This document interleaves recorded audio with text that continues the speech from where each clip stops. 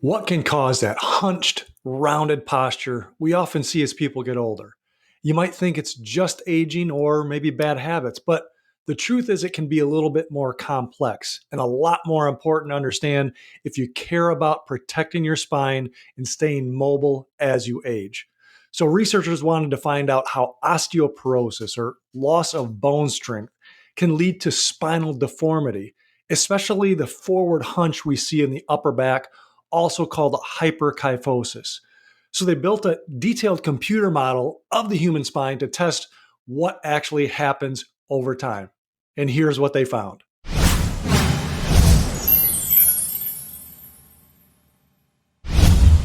So here it is right here, prediction of osteoporotic spinal deformity. And the deformity that we're talking about is that hyperkyphosis, that forward hunch, the hunchback posture. And so here's what they found, these weakened bones, how they affect spinal posture.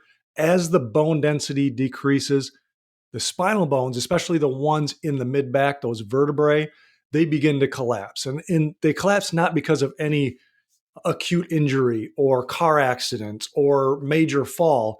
These fractures and injuries, they happen from something as simple as just trying to stand up with your own body weight, because the weight of your own body becomes enough to stress, it becomes enough of a stress to cause parts of the vertebrae, parts of those spinal bones to break down, especially in people with low bone density. And the positions or the parts that break down are the front of them. And what are we talking about? Well, here is that hunched over posture. So the center of gravity is this green line here. And the more that you get away from that center of gravity with your posture, the more, again, it compresses the front of these vertebral bodies and can cause these fractures. It causes even wedge-shaped deformities. So the more that your head shifts forward, it increases the pressure on the front. It creates a snowball effect where it keeps getting weaker and weaker. And the more you go forward, the more it continues to break down, especially when you have the weakened spinal bones, when you have the osteoporosis. And in extreme cases where this forward shift, so this distance between the center of gravity and the ear, essentially, that's one of the landmarks. It or by like 15 centimeters, or if there's increased spinal stress, height loss. So these types of cases create more pain, worse mobility, higher risk of fractures. So what does this all mean? Well, it means that your posture matters, because the more that your posture shifts forward, the more that these deformities happen. The more that your bones are weak, the more these happen. We'll get to that in a second. So this matters more than what you may think, because when your spine is aligned and upright, it can distribute the weight evenly and reduce stress on the bones and the discs. But when you shift forward here, it doesn't have to be this way as you age. We can take care of our spine. We can take care of the bones of our spine and the strength of our bones. But when it starts to round too much, that pressure accumulates. It builds up in those areas that are vulnerable to those spinal bones collapsing. So your posture matters. And I'll share something with you at the end to make sure that you take care of that. Your bone health matters. That's critical. How can we take care of our bone health? Well, eating foods that support strong bones. We want to focus on not just calcium, like foods rich in calcium, but magnesium, phosphorus, manganese, vitamin K. Protein is important.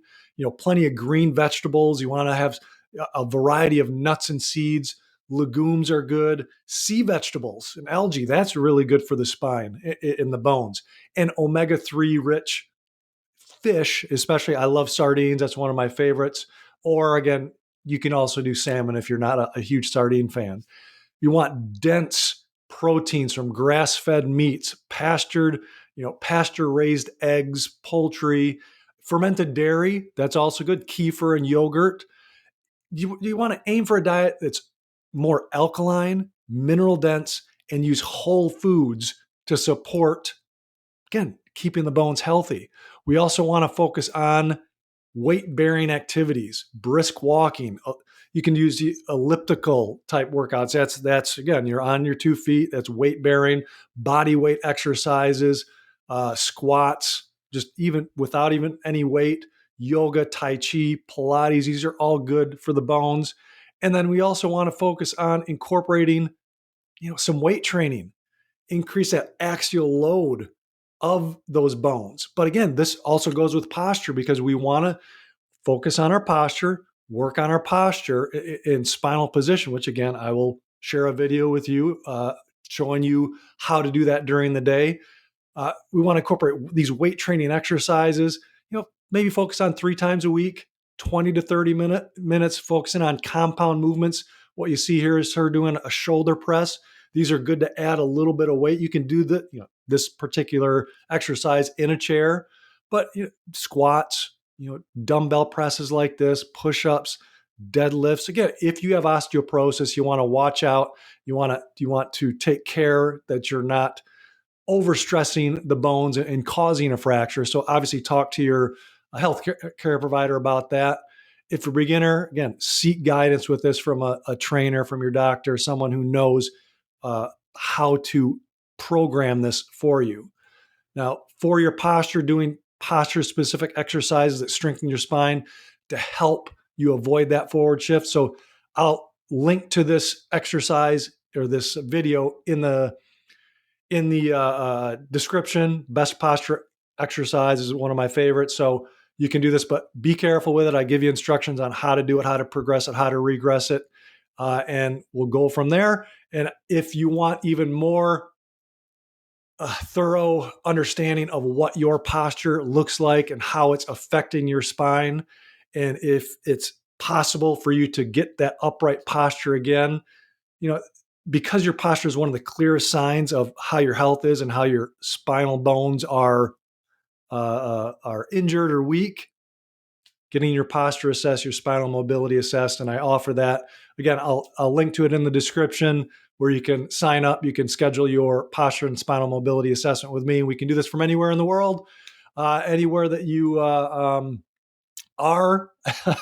We can do it because it's on Zoom, and you just have to have access to video for me to actually see your posture and spine.